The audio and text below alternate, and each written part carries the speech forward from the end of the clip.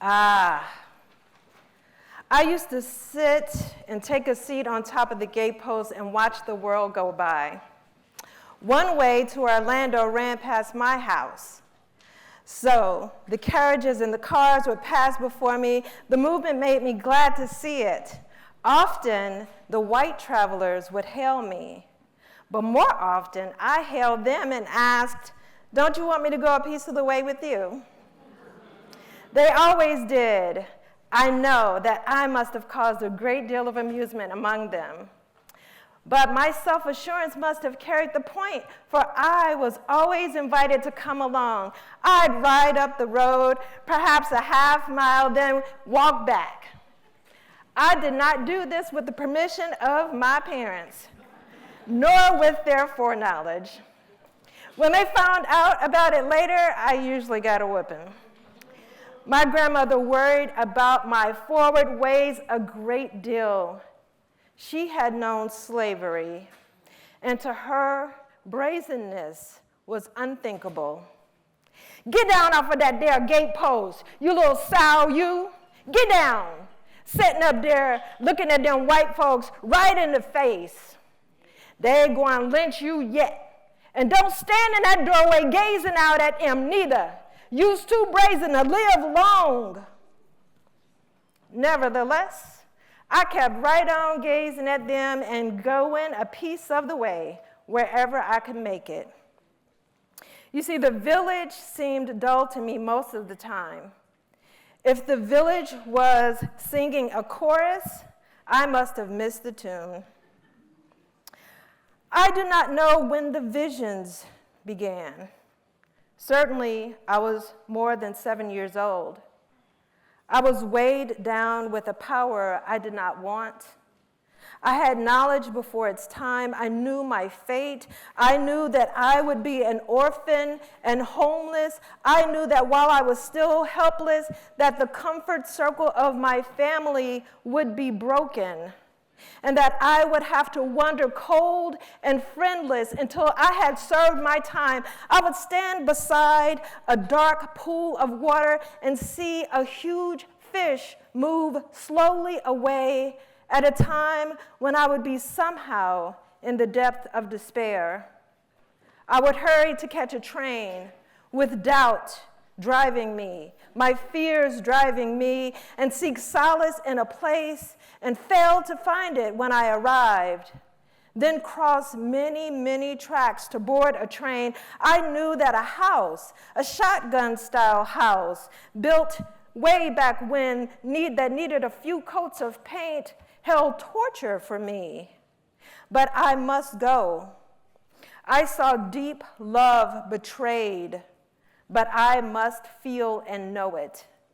There was no turning back. And last of all, I would come to a big house. 2 women waited there for me. I could not see their faces, but I knew one to be young and one to be old.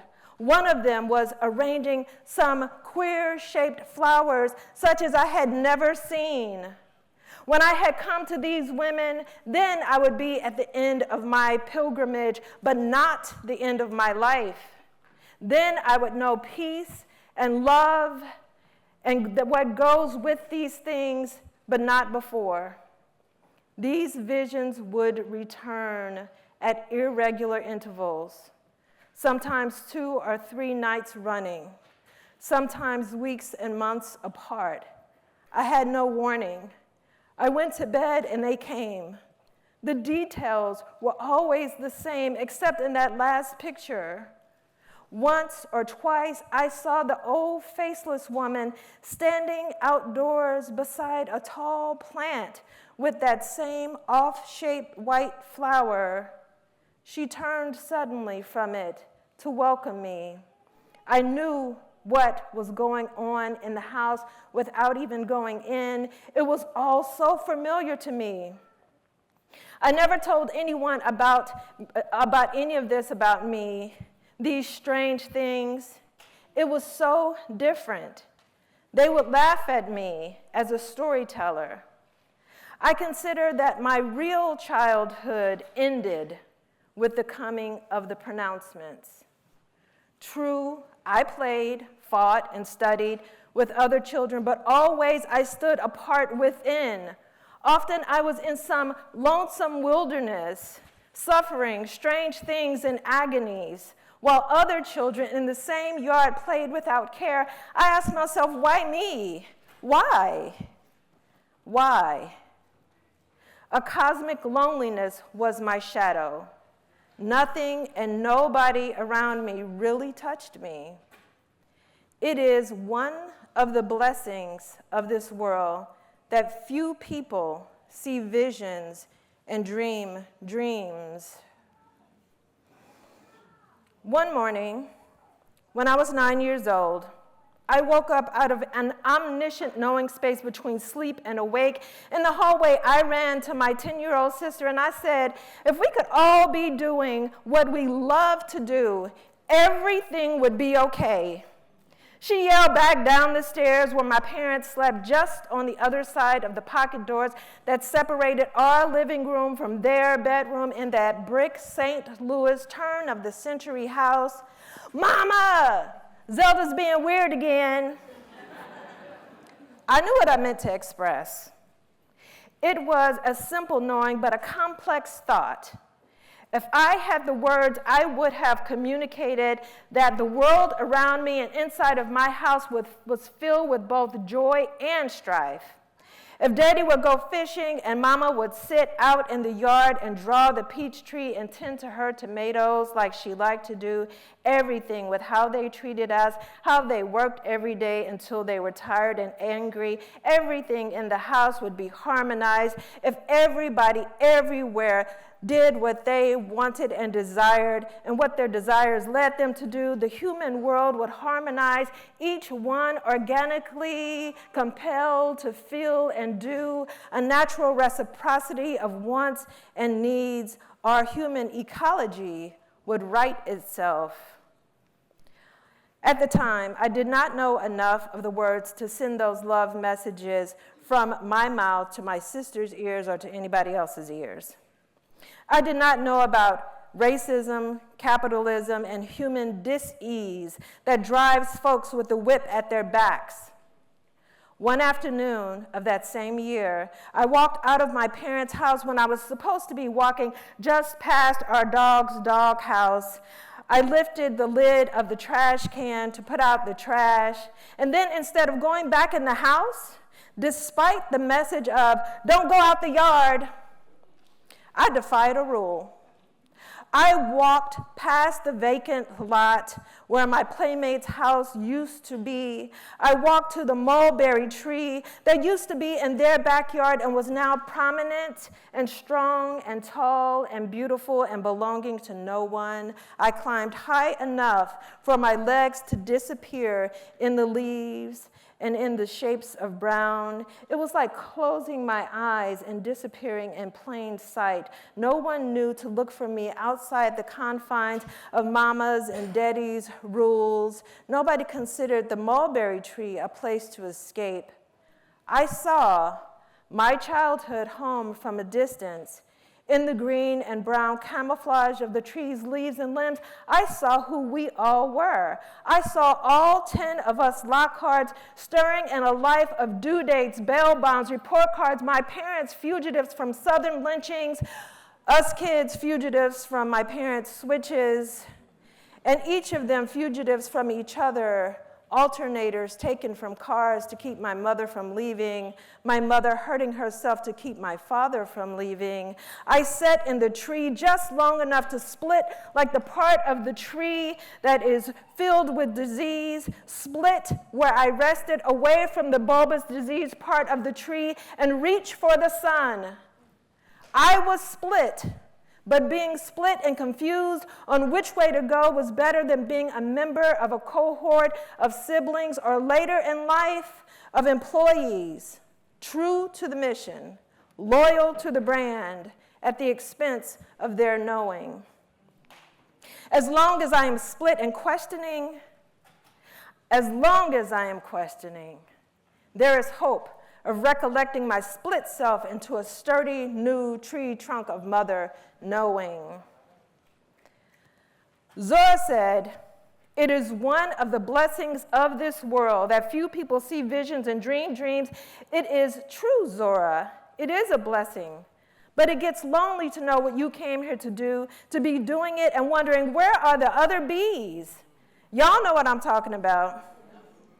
Until I was 20 years old and I read Their Eyes Were Watching God, I had lost my knowing, deposited it in the mulberry tree, like Zora's character Janie, depositing all she knew in the truth, in the limbs of the pear tree, the pear seeds in the hollow of Zora's belly, as she wrote characters that transformed the lost love of her mother and father into curiosity about Black people all over the world, love seeds for her people rattling in the suitcase that didn't have enough parental love, but had plenty of self-love. Her feet in worn shoes showing up on these streets that you just walked this morning. The rattling of seeds in her suitcase, and now in your suitcase, your feet in fancy shoes drumming on the hall floors of this place where Zora's feet drum, no matter how far into this cold, colonized world she roamed, looking for other Black folks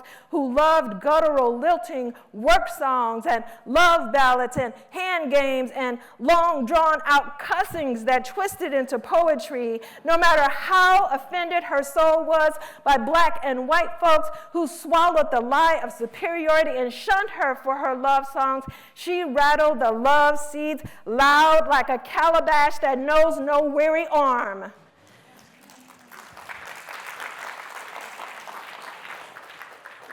Okay, kind of like Zora, I can poetically digress a little bit. So anyway, with or without funds, Zora did what she came here to do. Folks are worried right now that the current government will take all the money away from anybody working to make art, to teach, to be curious, and travel and go where they need to go to find out about their people. Zora taught me something way back when I was in my 20s and found her via my literature class at my HBCU. Zora taught me to do what I came here to do, even if they shun me, even if they take away the money, even if they don't understand my dreams and call me a liar. Do what you came here to do because your life extends across all time, extends as far as the wind can blow, and impacts many, many folks to come, not just the fools who think they control your spirit.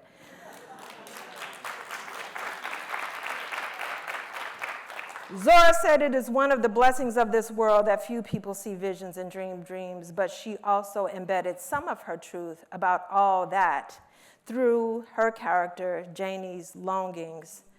You'll see this on the card that you have in your seat. Oh, to be a pear tree, any tree in bloom, with kissing bees singing of the beginning of the world. She had glossy leaves and bursting buds, and she wanted to struggle with life, but it seemed to elude her. Where were the singing bees for her?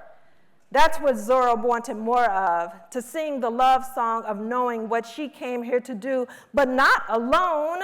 For others to see visions and dream dreams, hold her hand and jump at the sun with her.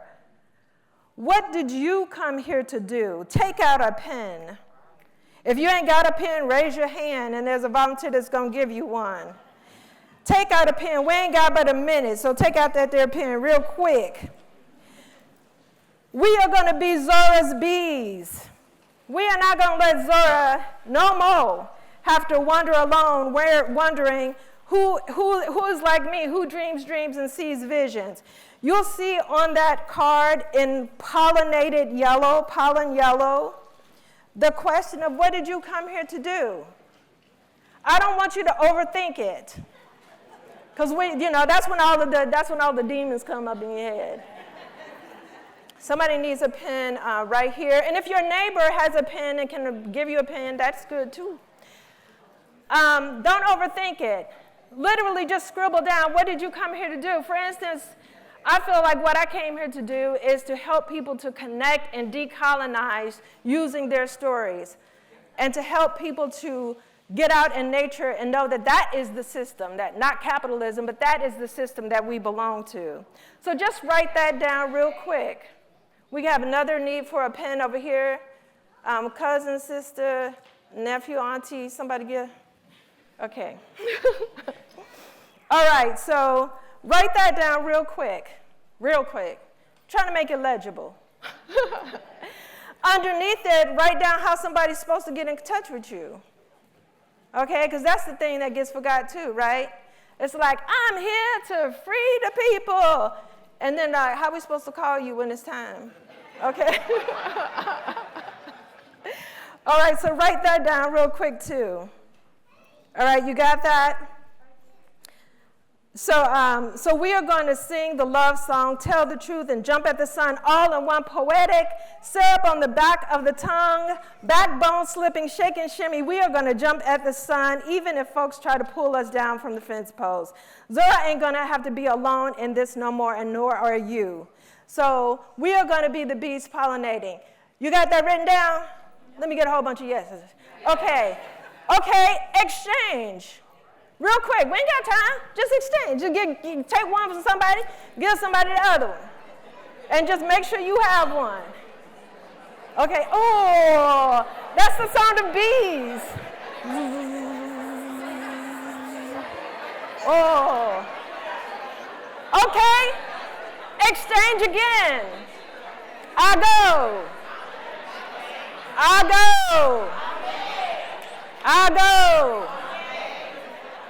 Okay, little bees, one more time, exchange again. Exchange till you don't know where yours is. All right, you got 10 seconds.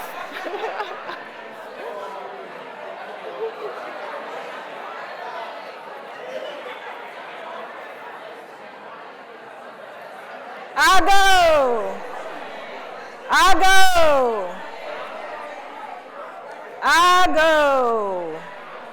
Okay, little bees.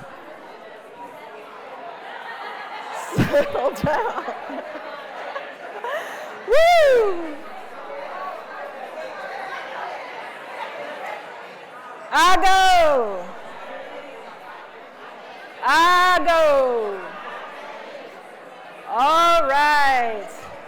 All right, y'all. We gotta end this. So if I could have your attention. All right,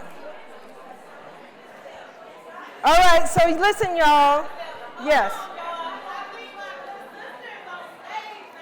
Come on,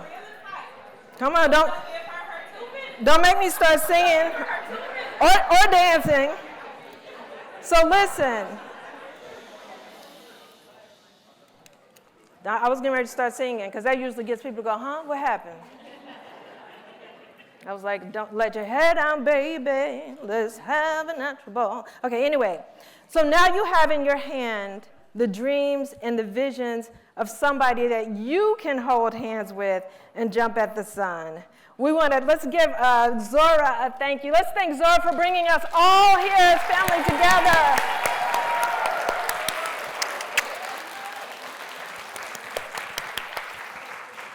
Thank you.